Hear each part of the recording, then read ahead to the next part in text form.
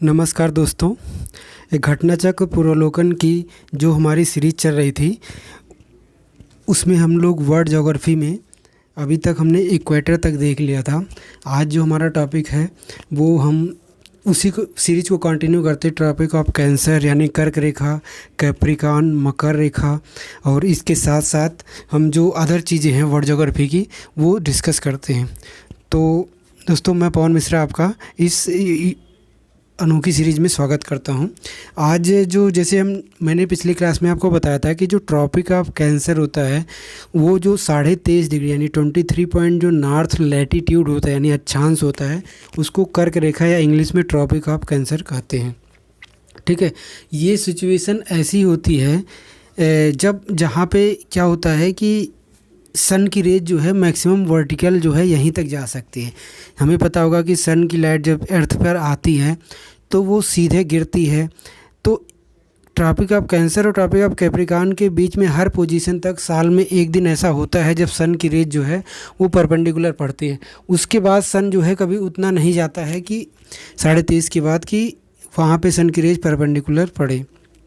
तो ऑन 21 जून, तो 21 जून जो होता है दोस्तों, वहाँ पे क्या होता है कि उस समय जो ट्रॉपिक ऑफ कैंसर होता है यानी जो कर्क रेखा होता है वहाँ पे सन की रेज जो होती है वो वर्टिकल गिरती हैं। और इस फिनोमेना को नॉर्दर्न हेमिस्फीयर में क्या कहा जाता है, समर सॉल्स्टिस कहा जाता है।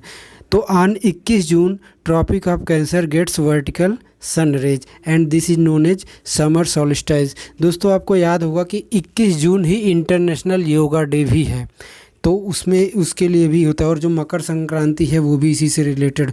मकर संक्रांति जो है वो क्या होता है कि 22 दिसंबर वाले टाइम के पास होता है हमें पता, क्योंकि जो 22 दिसंबर होता है उस केस में जो सन की रेज जो है वर्टिकल कैप्रिकॉर्न यानी मकर रेखा पे पड़ती हैं। और इस फिनोमेना को क्या कहा जाता है, इस फिनोमेना को विंटर सॉल्स्टिस कहा जाता है। उसके बाद है at winter solstice the noon altitude of sun at TOC। दोस्तों, जब विंटर सॉल्स्टिस होता है यानी जब सन की रेज जो है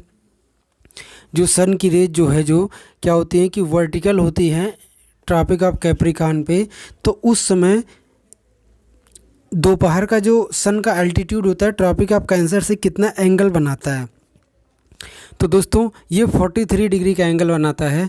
और हम इसको ऐसे समझ सकते हैं क्योंकि जो ट्रॉपिक ऑफ कैंसर होता है और जो ट्रॉपिक ऑफ कैप्रिकॉर्न होता है उसमें एंगल का कितना डिफरेंस होता है दोस्तों, उसमें 23.5 डिग्री नॉर्थ पे होता है, 23.5 डिग्री साउथ पे होता है, 0 से ऊपर और 0 से नीचे यानी इक्वेटर से ऊपर इक्वेटर से नीचे। तो दोनों को जोड़ दें तो हमारा यानी कि 47 डिग्री का गैप हो जाता है। तो 90 डिग्री में जब हम 47 घटाएंगे तो वो जो हमारा विंटर सॉल्स्टिस में नून पर जो सन का अल्टीट्यूड है वो ट्रॉपिक ऑफ कैंसर में निकल कर आएगा और ये कितना होगा, ये 43 डिग्री होगा।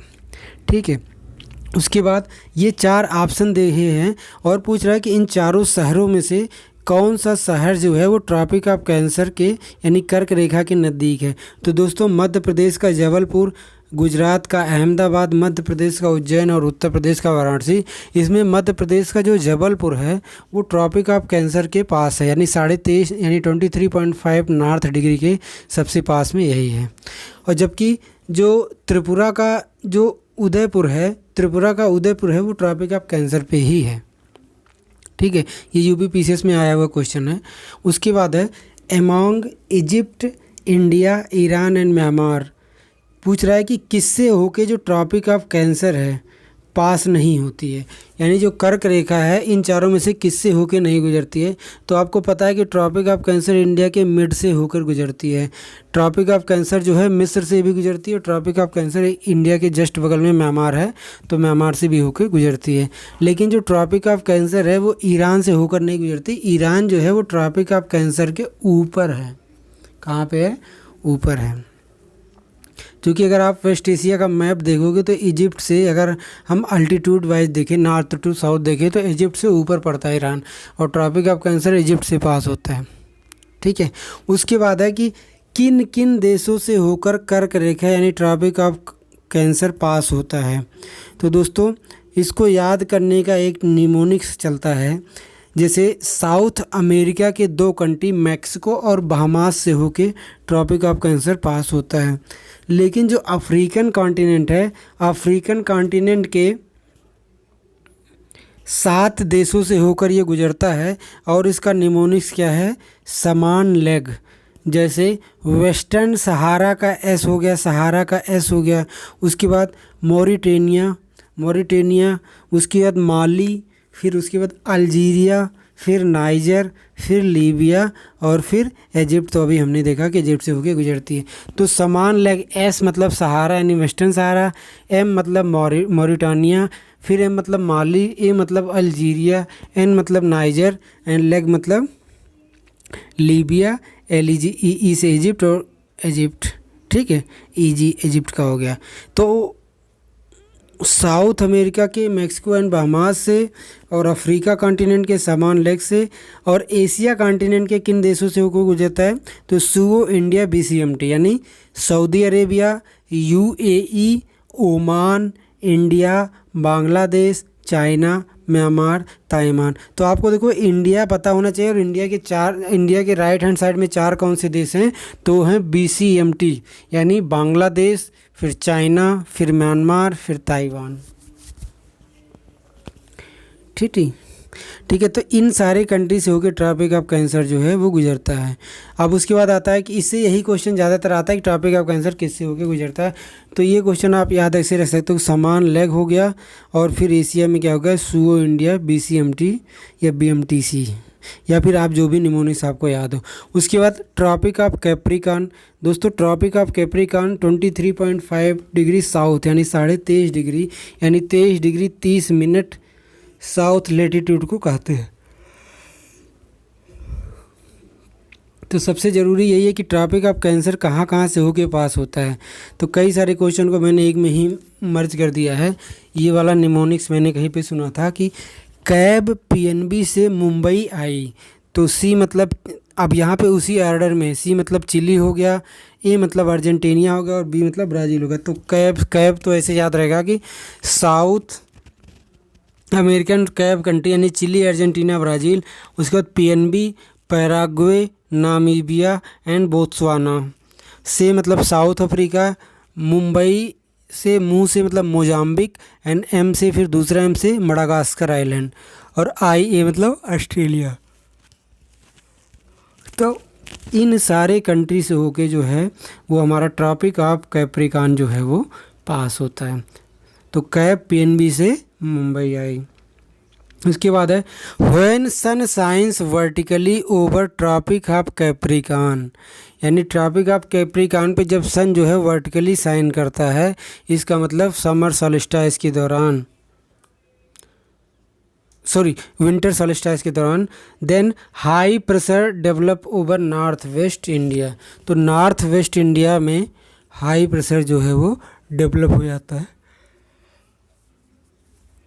ये बिल्कुल ही सही है, क्योंकि हमें पता है कि विंटर सॉल्स्टिस में जो ITCZ होता है वो साउथ मूव कर जाता है, ठीक है, तो वहाँ पे हाई प्रेशर हो जाता है। और जब विंटर सॉल्स्टिस, समर सॉल्स्टिस होता है, यानी जब ट्रॉपिक ऑफ कैंसर पे वर्टिकली जो सन साइन करता है, तो उस केस में जो लो प्रेशर होता है वो तिब्बत के प्लेटू पे डेवलप होता है और फिर आता है मानसून, ठीक है। तो ये स्टेटमेंट बिल्कुल सही है।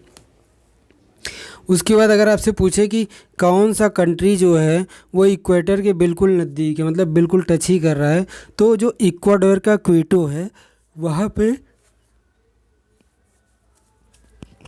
वहाँ पे जो इक्वेटर है वो नियरेस्ट है। उसके बाद डे एंड लाइट का कॉन्सेप्ट आ गया, हालांकि ये हमने देख चुका है। दोस्तों आपने विंटर सॉल्स्टिस सुना, विंटर सॉल्स्टिस कब है, 22 दिसंबर को है, जब सन रेज जो होती है वर्टिकली मकर रेखा पे होती है।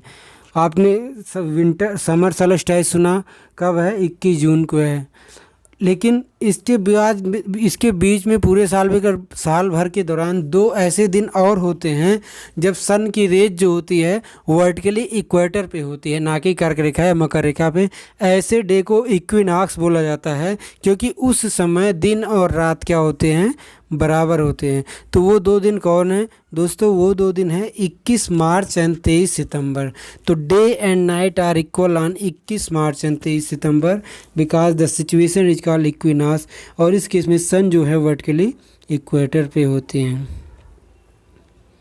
ठीक है। उसके बाद है day and night are equal throughout the year on equator. दोस्तों जो इक्वेटर होता है वहाँ पे दिन और रात जो है पूरे साल भर बराबर होता है। जैसे हम लोग इंडिया में रहते हैं तो आप जानते हो कि जब विंटर का मौसम आता है तो दिन छोटा हो जाता है, रातें बड़ी हो जाती हैं। ठीक है, टाइम तो 24 घंटा ही रहता है। और जब गर्मी का समय आता है तो दिन बड़ा हो जाता है, रातें छोटी हो जाती हैं। क्योंकि हम लोग दोस्तों नॉर्दर्न हेमिस्फीयर में हैं, तो विंटर सोल्स्टिस और समर सोल्स्टिस यानी सन के नॉर्थ साउथ मूवमेंट के हिसाब से चीज़ें बदलती रहती है। लेकिन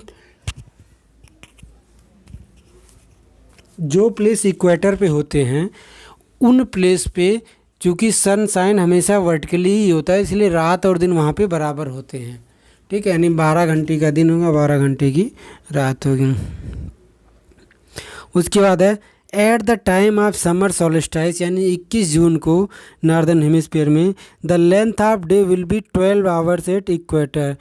जब समर सोल्स्टिस होगा तो इक्वेटर पे लेंथ दिन कितना होगा दोस्तों? जब समर सोल्स्टिस होगा नॉर्दर्न हेमिस्फीयर में तो इक्वेटर पे जो लेंथ ऑफ डे होगा वो 12 आवर होगा। मैंने आपको बताया कि इक्वेटर पे डे और नाइट कभी नहीं बदलता है, चाहे समर सोल्स्टिस हो या विंटर सोल्स्टिस हो। क्योंकि आप ऊपर वाला क्वेश्चन याद रखो, day and night are equal throughout the year on equator. दोस्तों एक चीज़ मैं यहाँ पे आपको समझाना चाहता हूँ कि एक तो जो यहाँ पे अगर आप छोटा सा इमेज अगर आपको विजुअल होगा तो देख रहे होगे कि एक तो अर्थ का एक्सेस है जिसके थ्रू अर्थ जो है रोटेट करती रहती है। लेकिन सन की लाइट जब पड़ती है तो सन की लाइट जितने पोर्शन को कवर करती है उस और आधा पोर्शन को कवर करती है और आधा पोर्शन में छाँव रहता है, यानी आधा पोर्शन में धूप आधा पोर्शन में छाँव। तो इस दोनों को डिवाइड करने वाली जो लाइन होती है उसको सर्कल ऑफ इल्यूमिनेशन कहा जाता है। तो सर्कल ऑफ इल्यूमिनेशन आप देख रहे होगे यहाँ पे, ये चीज़ें जो है अर्थ के मूवमेंट के साथ बदलती रहती है और रात और दिन क्या होते रहते हैं, बदलते रहते हैं। अगला क्वेश्चन है कि at summer solstice longest day and shortest night is on northern hemisphere. तो बिल्कुल सही है कि जब समर सोल्स्टिस होगा यानी सन रेज जो है वो ट्रॉपिक ऑफ कैंसर पे वर्टिकली जब ब्राइट चमकेगा, वर्टिकली चमकता है, तो उस केस में नॉर्दर्न हेमिस्फीयर में दिन ज़्यादा होता है और रातें जो होती हैं वो छोटी होती है। गर्मी के मौसम में आप तो अनुभव ही करते होगे कि दिन बड़ी होती हैं और रातें छोटी होती हैं। उसके बाद है shortest day of year in northern hemisphere. दोस्तों नॉर्दर्न हेमिस्फीयर में शॉर्टेस्ट डे कब होगा दोस्तों? ये तब होगा जब विंटर सोल्स्टिस का समय होगा, क्योंकि अब सन रेज जो है वर्टिकली कहाँ पे हैं, ट्रॉपिक ऑफ कैप्रिकॉर्न पे है।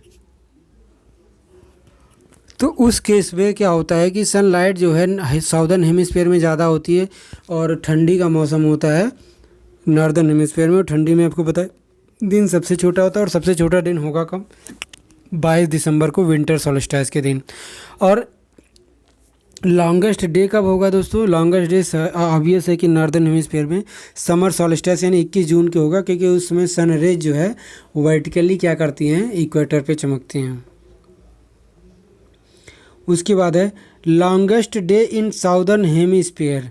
Longest day in southern hemisphere, southern hemisphere में लॉन्गेस्ट डे कब होगा दोस्तों? विंटर सोल्स्टिस यानी 22 दिसंबर को। उसके बाद है on which day your shadow at noon is smallest. अब ये एक ट्रिकी क्वेश्चन है, इसको समझने लायक है। ये कह रहा है कि किस दिन जो तुम्हारा जो प्रतिबिंब होगा दोपहर में वो स्मॉलेस्ट होगा। तो दोस्तों हमारा प्रतिबिंब जो है सन की लाइट जो है, जब हमारे ऊपर सन की लाइट बिल्कुल वर्टिकल पड़ेगी तो हमारा जो प्रतिबिंब बिल्कुल छोटा होगा और सन की रेज जितने एंगल यानी जितने स्लैंट होके हमारे ऊपर पड़ेगी उतने ही लंबी हमारी परछाई बनेगी। फिजिक्स में आपने ये चीज़ पढ़ा होगा शायद, ऑप्टिक्स में, या आपने अगर कभी अनुभव किया होगा कि शाम के टाइम जो आपका प्रतिबिंब होता है वो बहुत ज़्यादा लंबा हो जाता है, दिन में बहुत ज़्यादा, दोपहर में छोटा होता है। तो उसका कारण ये है कि जब सन की रेज हमारे ऊपर वर्टिकल पड़ती हैं तो इमेज जो होता है हमारा बिल्कुल छोटा होता है। ठीक है, तो अब चूंकि ये कह रहा है कि योर शैडो, अब योर शैडो यानी एग्जामिनर हमसे पूछ रहा है और हम इंडिया में हैं, इंडिया हमारा नॉर्दर्न हेमिस्फीयर में है, तो हमारा जो यानी नॉर्दर्न हेमिस्फीयर में जो इमेज सबसे हमारा जो शैडो होगा सबसे छोटा कब होगा?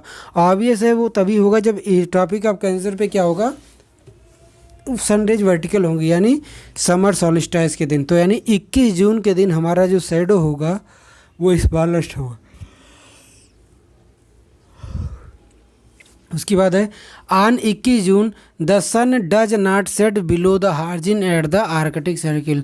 इस लाइन का मतलब ये है कि जब 21 जून होता है यानी सन की रेज जब कर्क रेखा पर सीधे पड़ती हैं तो उस समय आर्कटिक सर्किल के नीचे कभी सन डूबता ही नहीं है। यानी आप देखते हो, आपको अनुभव होगा कि नॉर्दर्न हेमिस्फीयर यानी जो हमारा नॉर्थ पोल होता है वहाँ पे जब समर सॉल्स्टिस वाला समय होता है, गर्मी वाला समय होता है, तो 6 महीने वहाँ पे दिन होता है और फिर जब विंटर समय आ जाता है तो 6 महीने जो है वहाँ पे रात होती है। ठीक है, अब दिन ऐसा नहीं होता कि तेज़ धूप होगी, क्योंकि सन की लाइट जो है स्लैंट हाइट होती है, तो हल्का सा जैसे हमारे यहाँ शाम में होता है हल्का सा धूप होती है उस टाइप की होती है। तो 21 जून जो होता है उसके बाद जो 21 जून होता है यानी जो 21 जून है या उसके बाद आने वाले समय तक सन की जो रेज होती है आर्कटिक सर्किल के कभी नीचे नहीं डूबती, यानी सन हमेशा दिखाई पड़ता है। इसका कहने का सिंपल सा मतलब ये है। उसके बाद अब हमारा चैप्टर जो नेक्स्ट है वो है origin of earth and geological history, मतलब पृथ्वी की उत्पत्ति के बारे में।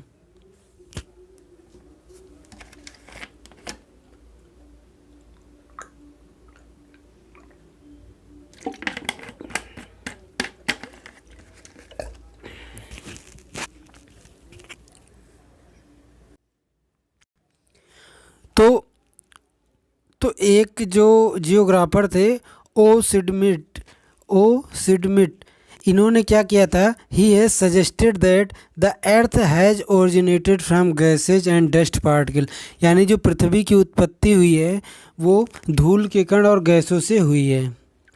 उसके बाद है method use to determine the age of earth. दोस्तों, पृथ्वी की आयु की गणना करने के लिए यूरेनियम डेटिंग का प्रयोग होता है। आपने पढ़ा हो शायद फिजिक्स में यूरेनियम डेटिंग, जो हाफ टाइम होता है, यानी जो हमें पता है कि जो रेडियो एक्टिव एलिमेंट होते हैं वो डीके होते रहते हैं,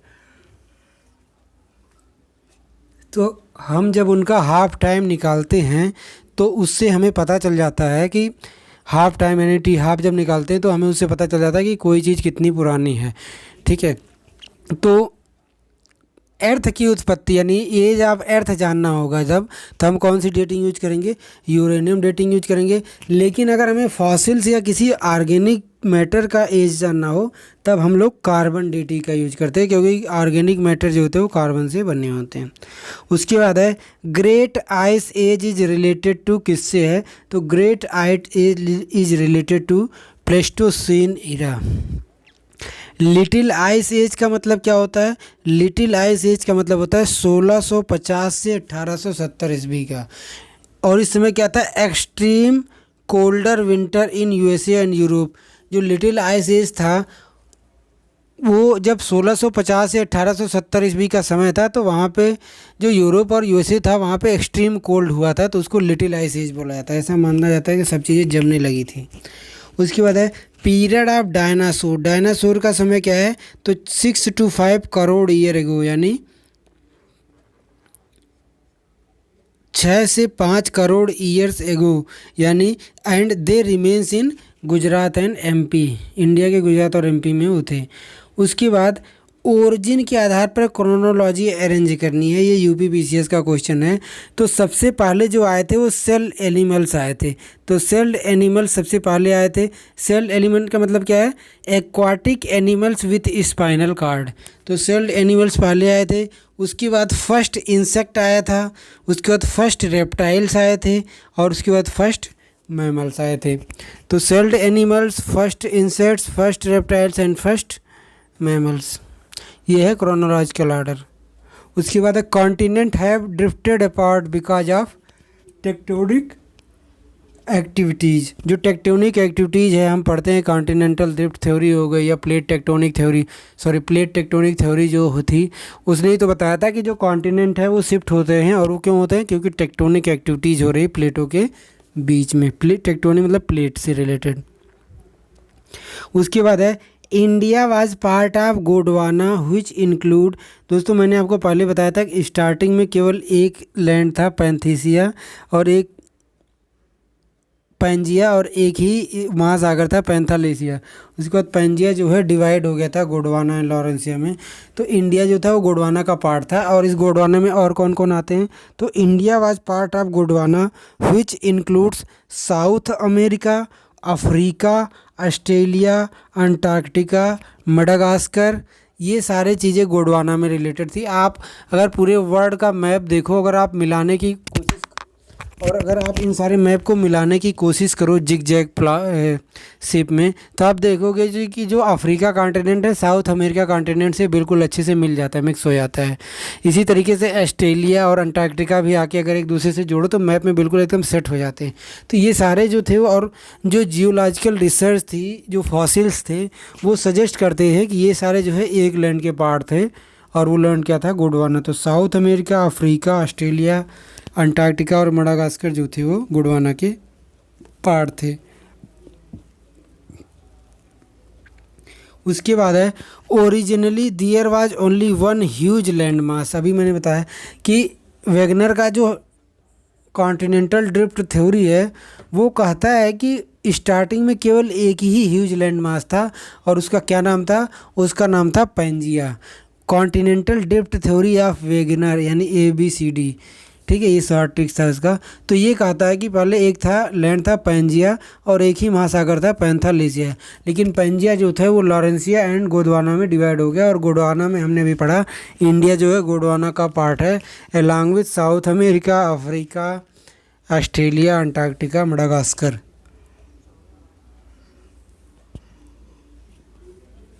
दोस्तों, जो फर्स्ट फॉसिल एविडेंस, यानी जो पहला जो जीवाश्म का अवशेष है, first fossil evidence for existence of life on अर्थ, वो कितने समय पहले मिलता है?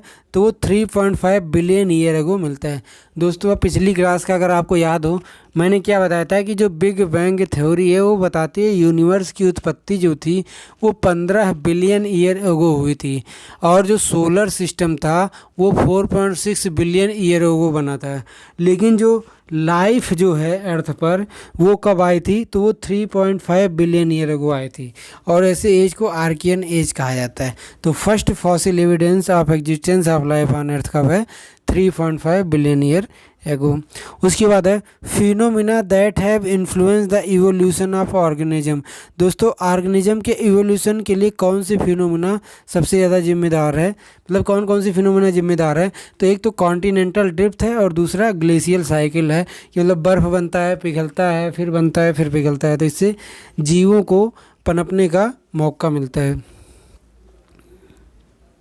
दोस्तों, जो फोल्डिंग होता है, जैसे एक प्लेट जब दूसरे प्लेट से टकराती है तो जो फोल्डिंग माउंटेन बनता है, जो फोल्डिंग होता है वो एक ओरोग्राफिक फोर्स का कारण होता है। ओरोग्राफिक फोर्स मतलब माउंटेन से रिलेटेड फोर्सेज होता है। आपको पता होगा कि Indo Australian plate Eurasian plate से टकरा रही तो फोल्डिंग के रूप में हिमालयन माउंटेन का निर्माण हो रहा है।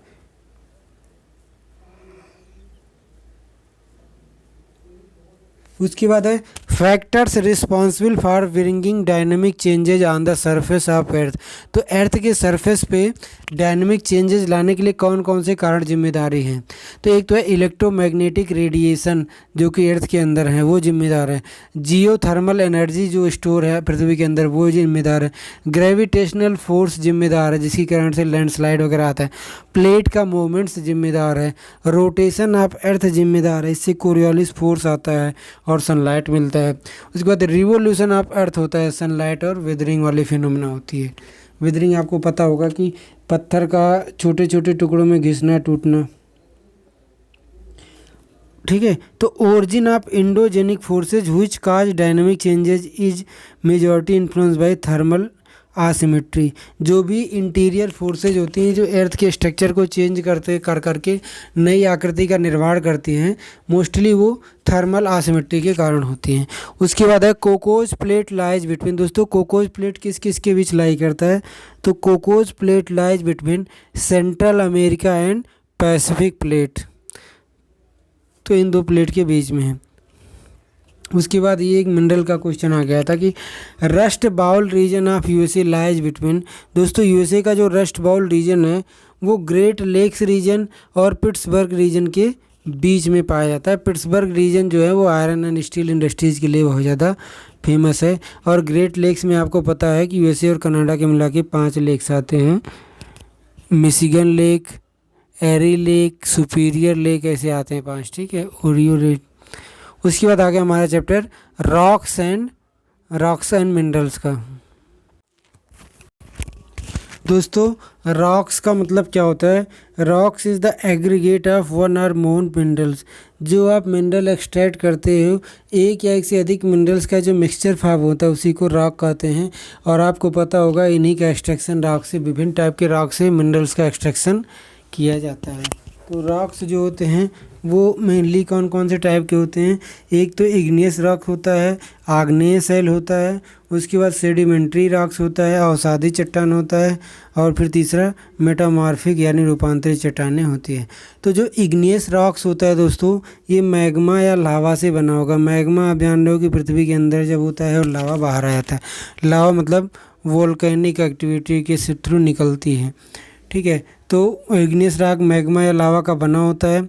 इग्नियस रॉक इसको प्लूटोनिक या इंट्रोजिक रॉक भी कहा जाता है। अगर मैग्मा बाहर निकल के आ जाता है तो क्या होते हैं कि छोटे छोटे कण बनते हैं लावा के, और इससे जो पर्वत बनता है बेसाल्ट पर्वत बनता है, तो बेसाल्ट रॉक बनता है। तो बेसाल्ट जो होता है तभी बनता है जब जो लावा होता है वो पृथ्वी के अर्थ के सरफेस आ जाता है और फास्ट कूलिंग होती है ऑन सरफेस, और स्मॉल पार्टिकल्स बनते हैं, इसको बेसाल्ट कहते हैं। और दूसरा होता है अगर जो लावा है वो अर्थ के अंदर ही लेयर में जाके इकट्ठी हो जाती है तो धीरे धीरे कूलिंग होती है, तो क्या होता है कि स्लो कूलिंग होती है, और इससे अंदर जो होता है वो ह्यूज क्रिस्टल बनते हैं यानी ग्रेनाइट बनता है। इग्नियस रॉक जो होता है वो स्ट्रेटिफाइड नहीं होता यानी लेयर्स में नहीं बने होते हैं, इसीलिए इग्नियस रॉक में कोई भी फॉसिल्स नहीं होते, क्योंकि फॉसिल्स बनने के लिए जो भी जीवाश्म जीव जंतु पेड़ पौधे उनका अर्थ के दो लेयर्स के बीच में दबना जरूरी होता है, तभी तो टेम्परेचर और दाब के कारण वो सड़ गल के हाइड्रोकार्बन पेट्रोलियम कोयला बनेंगे। तो इसीलिए चूँकि इग्नियस रॉक स्ट्रेटिफाइड नहीं होता इसलिए इसमें कोई भी फॉसिल नहीं होता है। इग्नियस रॉक का 40 से 80% सिलिका से बना होता है। उसके बाद सेडिमेंट्री रॉक्स होता है दोस्तों। सेडिमेंट्री रॉक्स जो होता है ये लेयर्स में मिलते हैं और इनके लेयर्स के बीच में फॉसिल्स पाया जाता है, ठीक है।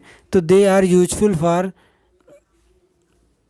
Study of life on earth, क्योंकि फॉसिल्स जो होते हैं वो जीव की उत्पत्ति के बारे में बताते हैं हमें, ठीक है। अब सेडिमेंट्री रॉक्स वैसे होता क्या है? तो जो इग्नियस रॉक होता है जब उसके जो जियोमॉर्फिक फैक्टर्स जो होते हैं जैसे जो हवा होता है, पानी होता है, इनके द्वारा धीरे धीरे क्या होता है कि वेदरिंग होती है और छोटे छोटे टुकड़ों में टूटता रहता है, घिसता रहता है, टूटता रहता है। फिर ये टूटते टूटे टुकड़े को हवाएं या पानी बहा के एक स्थान से दूसरी जगह ले जाती है, इकट्ठा करती रहती हैं, और लेयर बाय लेयर जो है वो सेडिमेंट्री रॉक्स बनता रहता है।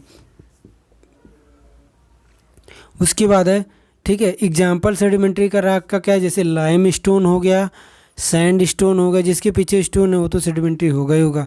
Lime stone, sandstone, shale, conglomerate, coal भी दोस्तों एक सेडिमेंट्री रॉक्स है, क्योंकि आपको पता है कि ये लेयर्स में बनता है फॉसिल्स के बीच में।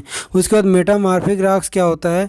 मेटामॉर्फिक रॉक्स मतलब क्या होता है कि रूपांतरित चट्टानें, यानी सेडिमेंट्री या इग्नियस रॉक जब ताप, टेम्परेचर, दाब और प्रेशर के कारण एक फॉर्म से दूसरे फॉर्म में परिवर्तित हो जाती हैं तो उसे मेटामॉर्फिक रॉक कहते हैं। तो temperature and pressure change it and it is, और इसका मतलब क्या होता है? Change in forms. अब क्वेश्चन आपका ये आएगा कि ये पूछेगा कि जो इग्नियस रॉक है, सेडिमेंट्री रॉक है या मेटामॉर्फिक रॉक है, ठीक है, एक रॉक से दूसरा रॉक जो कन्वर्ट होता है तो उसमें कौन सा इग्नियस है, क्या बन रहा है, ठीक है। तो चाहे इग्नियस, सेडिमेंट्री या मेटामॉर्फिक रॉक्स हो, और मुझसे मेटामॉर्फिक रॉक्स बनने का लिस्ट दिया है। जैसे ग्रेनाइट क्या होता है, अभी मैंने बताया कि ये क्या होता है, एक इंट्रूजिक इग्नियस रॉक होता है। तो ग्रेनाइट किस में बदलता है? मेटामॉर्फिक में, तो जेनेसिस में बदलता है, जेनिस में बदलता है। तो ग्रेनाइट जेनिस में बदलता है, जी करके याद रख सकते हो। बेसाल्ट एक इग्नियस रॉक है, ये सिस्ट में बदलता है, तो साल्ट से सिस्ट बनता है। सेल एक सेडिमेंट्री रॉक है और ये किस में कन्वर्ट होता है? मेटामॉर्फिक में, स्लेट में जाके कन्वर्ट होता है। तो SS सेल, स्लेट। सेल जो होता है हमें पता है कि डेल्टा रीजन में एनर्जी रिसोर्स भी होता है, सेल गैस। उसके बाद लाइम स्टोन, लाइम सफ़ेद होता है और स्टोन तो सेडिमेंट्री हो ही गया, तो लाइम स्टोन से मार्बल संगमरमर बनता है, वो भी सफ़ेद होता है। उसके बाद चाक एंड डोलोमाइट जो कि सेडिमेंट्री रॉक है, इससे भी मार्बल बनता है। और जो सैंड स्टोन होता है दोस्तों, बलुआ पत्थर, इससे क्या बनता है? इससे क्वार्टजाइट बनता है। तो सैंड चाहिए क्वार्टर बनाने के लिए, इससे ट्रिक से आप याद रख सकते हैं। उसके बाद गैब्रो जो कि मेटामॉर्फिक रॉक्स है, इससे सर्पेंटाइल बनता है दूसरा फॉर्म में। और जो स्लेट होता है मेटामॉर्फिक रॉक्स, इससे क्या बनता है? फिलीफाइट बनता है। दोस्तों एक मिनरल साइकिल होता है या रॉक साइकिल होता है जो ये बताता है कि एक रॉक दूसरे रॉक में बदलता रहता है विभिन्न टेम्परेचर और वॉल्यूम में परिवर्तन के कारण। ठीक है, तो हर रॉक एक दूसरे में इग्नियस, मेटामॉर्फिक और सेडिमेंट्री रॉक एक रूप से दूसरे रूप में बदलते रहते हैं, इसी को रॉक साइकिल भी कहा जाता है। उसके बाद सेडिमेंट्री रॉक्स के बारे में कुछ करेक्ट स्टेटमेंट दिए हुए हैं, जैसे they are form by hydrological system, यानी इरोजन एंड डिपोजिशन। तो ये बिल्कुल सही है, सेडिमेंट्री रॉक जो है वो इरोजन एंड डिपोजिशन के थ्रू ही बने होते हैं, इसी को हाइड्रोलॉजिकल फंक्शन भी कहते हैं। उसके बाद है they are form by weathering of rocks, तो रॉक्स के विघटन के कारण ये बनते हैं। दे कंटेन फॉसिल, जो सेडिमेंट्री रॉक्स होता है केवल इसी में फॉसिल्स होते हैं, बाकी दोनों नहीं मिलते। And they occurs in layer, और ये क्या होते हैं, लेयर से मिलते हैं, लेयर बाय लेयर मिलते हैं, ना कि क्रिस्टल के फॉर्म में। और इन लेयरों के बीच में फॉसिल फ्यूल, तेल, पेट्रोलियम गैस, सारी चीज़ें मिलती रहती है। तो हमें जो तेल, जो भी डीजल, पेट्रोल मिलता है या हाइड्रोकार्बन मिलता है वो सेडिमेंट्री रॉक्स में स्टोर होता है। उसके बाद है structure of metamorphic rocks depends on temperature and pressure, ये तो मैंने अभी बताया, टेम्परेचर प्रेशर में परिवर्तन के कारण एक रॉक दूसरे रॉक में परिवर्तित होता रहता है। उसके बाद है sand stone is flank rocked, दोस्तों सैंड स्टोन को एक फ्लैकी रॉक कहा जाता है क्योंकि जो है ये अंडर वाटर बनता है, आपको पता ही होगा sandstone it is form under water.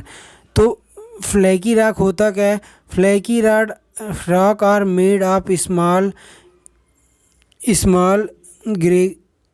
ग्रेजन by seen easily, यानी परतदार चट्टानों के कारण, ठीक है, बना होता है फ्लैकी रॉक जो होता है, बना होता है। उसके बाद करेक्ट स्टेटमेंट दिया है अबाउट इग्नियस रॉक, जैसे they are of volcanic origin, जो इग्नियस रॉक है मैंने अभी बताया कि वो लावा या मैग्मा से बनते हैं, तो ये एक वॉल्केनिक ओरिजिन का होता है, बिल्कुल सही है। इसमें कोई फॉसिल्स नहीं होते, ये भी सही है। ये जो होते हैं इग्नियस रॉक, चूँकि ये किससे बने होते हैं, ये बने होते हैं हमारे जो सिलिका से बने होते हैं, जो कि बिल्कुल घना घना काले काले छोटे छोटे कण होते हैं। तो ये नॉन परकोलेबल होते हैं, मतलब इनसे वाटर परकोलेट नहीं होता है, तो नॉट पोरस, तो वाटर के लिए पोरस नहीं होता, यानी ये वाटर का अंदर स्टोर नहीं होने देते पृथ्वी के अंदर जाके। इसमें 40 से 80% सिलिका होता है। And they are form in both crystal, जैसे ग्रेनाइट के फॉर्म में जो अंदर बनता है पृथ्वी के, एंड नॉन क्रिस्टल बेसाल्ट के फॉर्म में जो अर्थ के सरफेस पे बनता है।